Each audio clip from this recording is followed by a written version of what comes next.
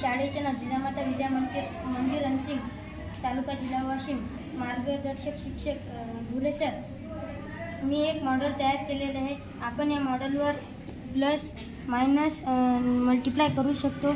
या प्रकारे 4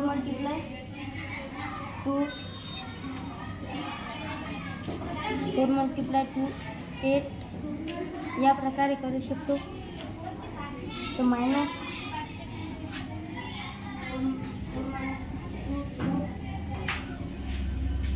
4 + 2